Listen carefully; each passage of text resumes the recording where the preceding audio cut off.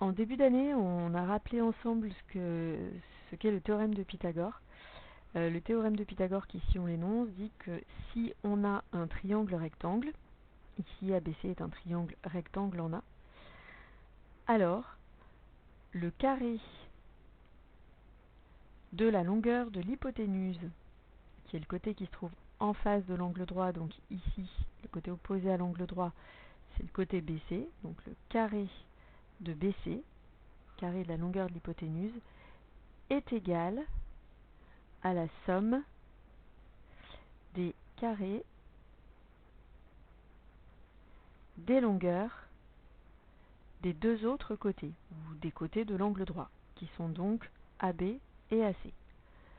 Alors, si je résume, on obtient le théorème de Pythagore qui dit que si ABC est rectangle en A, alors, conclusion, on a forcément BC au carré égale AB au carré plus AC au carré. Comme on l'a vu pour le théorème de Thalès, on peut faire le même raisonnement, c'est-à-dire que si un triangle ne vérifie pas cette égalité, qu'on peut appeler égalité de Pythagore, alors ça veut dire que ce triangle ne peut pas être rectangle. Puisque s'il est rectangle, d'après le théorème de Pythagore, on a forcément l'égalité. Il n'y a pas d'exception quand il y a une règle en mathématiques, quand une affirmation est vraie, ça veut dire qu'elle est vraie tout le temps, sans exception. Donc si on imaginait un triangle rectangle dans lequel l'égalité ne serait pas vérifiée, ça voudrait dire qu'on aurait une exception au théorème de Pythagore. Ce n'est pas possible. Donc à partir du moment où un triangle ne vérifie pas l'égalité de Pythagore, c'est que ça ne peut pas être un triangle rectangle. Et cette propriété, on peut lui donner un nom, on peut l'appeler la contraposée. Donc on peut compléter dans votre leçon à la page 66, si BC au carré est différent de AB au carré plus AC au carré,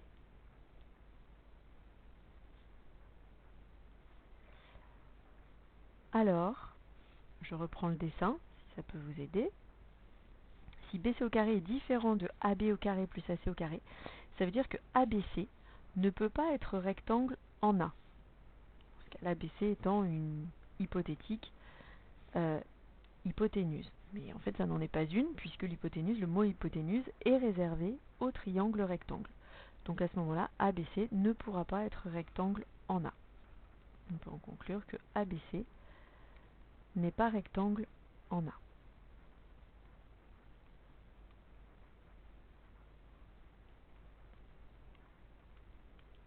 On peut le formuler d'une manière différente en disant que si un triangle ne vérifie pas l'égalité de Pythagore, alors il n'est pas rectangle.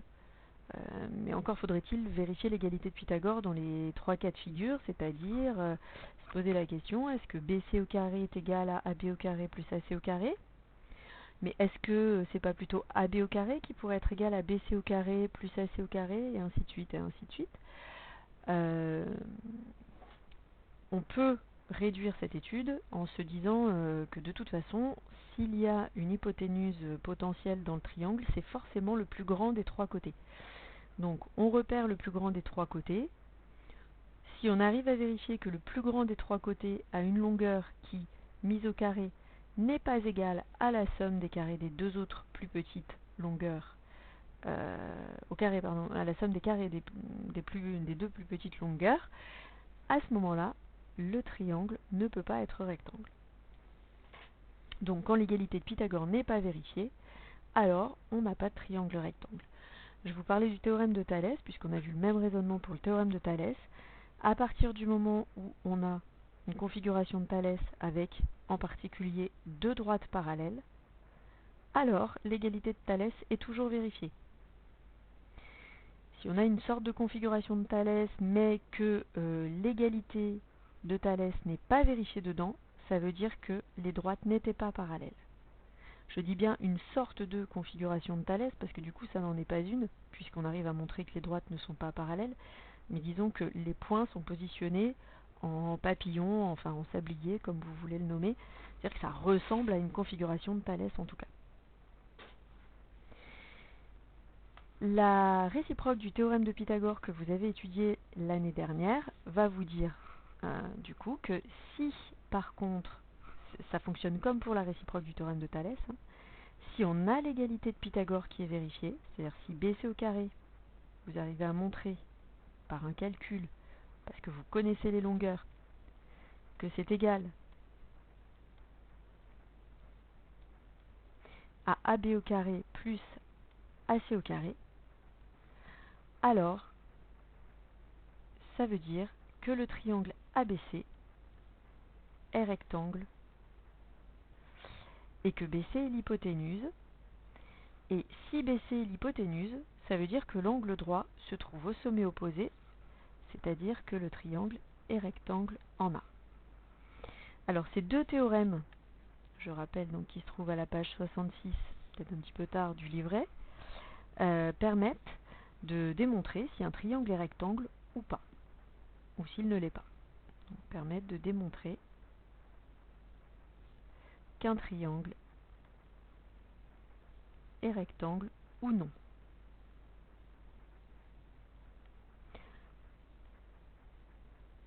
En pratique,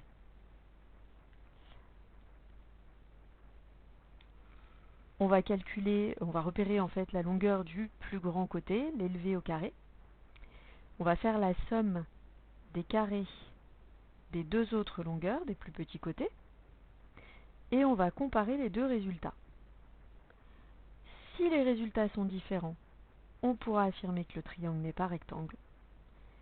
Si les résultats sont égaux, on pourra affirmer que le triangle est rectangle. On va donc mettre ceci en pratique sur deux exemples qui sont dans votre livret, toujours à la page 66. Premier cas, on vous donne un triangle tel que, voilà, vous connaissez les trois longueurs des trois côtés du triangle. Est-il rectangle?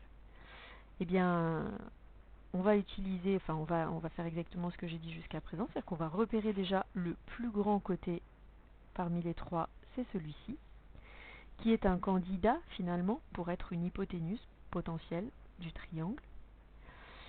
On va calculer, alors j'insiste bien de manière séparée, le carré de cette longueur et la somme des carrés des longueurs des deux autres côtés.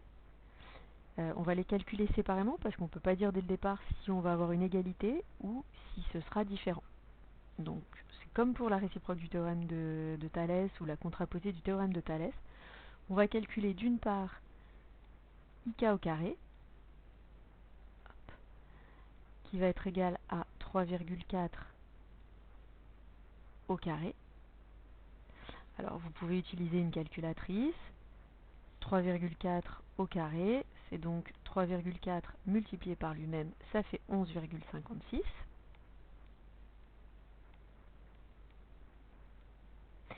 D'autre part, on va calculer la somme des carrés des deux autres côtés qui sont IJ et JK. On connaît les longueurs, donc on va calculer 1,6 au carré plus 3 au carré. Alors, on peut utiliser la calculatrice si on n'a pas mémorisé combien fait 16 fois 16, mais on peut le retrouver aussi directement. Donc ici, on va le faire. 1,6 au carré, c'est 2,56. 3 au carré, 3 fois 3, ça vaut 9. Donc celui-ci, on n'a peut-être pas besoin de la calculatrice. On obtient 11,56 également. Donc d'après nos calculs, puisqu'on avait toutes les données qu'il fallait dans l'énoncé, pas besoin d'utiliser un théorème ou quoi que ce soit pour obtenir une longueur, on connaît les trois longueurs dans l'énoncé. D'après les calculs, on obtient IK au carré qui est égal à 11,56 donc qui est égal à IJ au carré plus JK au carré. Si je reviens en arrière, ça veut dire que on est dans ce cas de figure-là. On a réussi à montrer que oui, on a une égalité de ce type-là. Alors, ça veut dire qu'on a un triangle rectangle d'après la réciproque du théorème de Pythagore. Donc on peut en conclure que, ainsi, d'après la réciproque du théorème de Pythagore,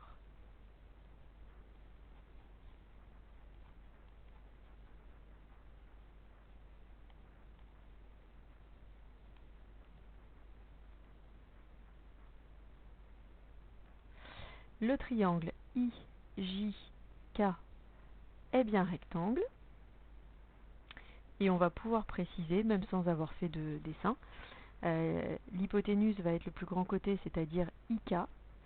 Donc si IK est l'hypoténuse, ça veut dire que l'angle droit est en J. Dans le deuxième exemple, pareil, on a un triangle OPM, on connaît les trois longueurs.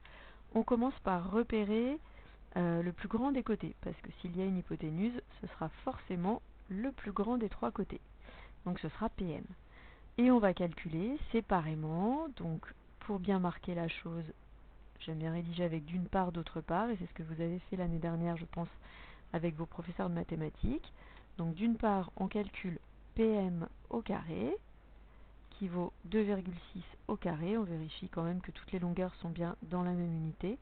Il n'y avait pas le problème. Donc calculatrice, pouf, 2,6 au carré, 6,76 pour ce résultat-là. On calcule séparément, donc pour bien marquer la chose, on le calcule d'autre part. On prend les deux autres longueurs, OP, on les met au carré, OP au carré, et puis MO au carré. Et on additionne les résultats obtenus. Donc pour OP au carré, ça va faire 1,2 au carré. Et MO au carré, c'est 2,4 au carré. Alors pour OP au carré, 1,2 fois 1,2, vous devez quand même connaître que 12 fois 12, ça fait 144. Donc 1,2 fois 1,2, c'est 1,44. Mais en cas de besoin, vous prenez les calculatrices.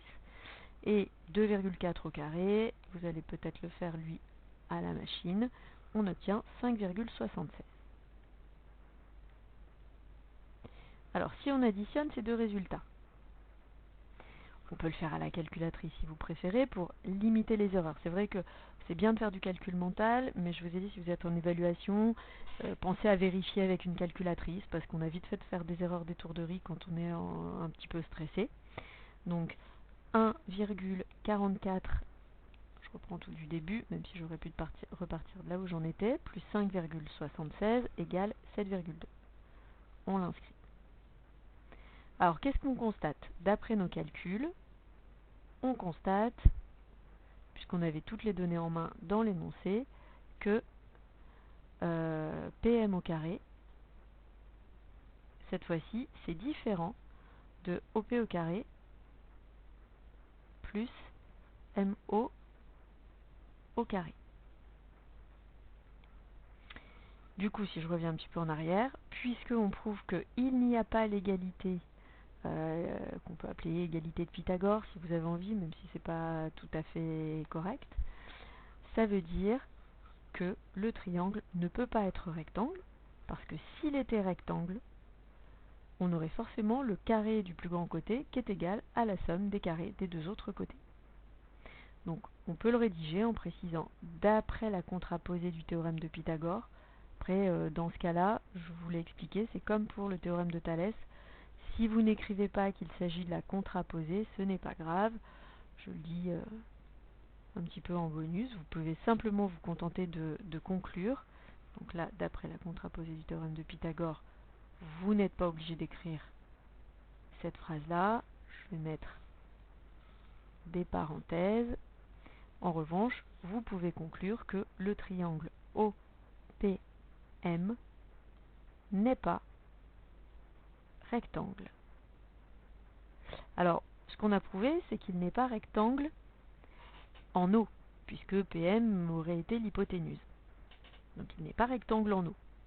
Mais il ne peut pas être rectangle en P, parce que le plus grand côté est PM.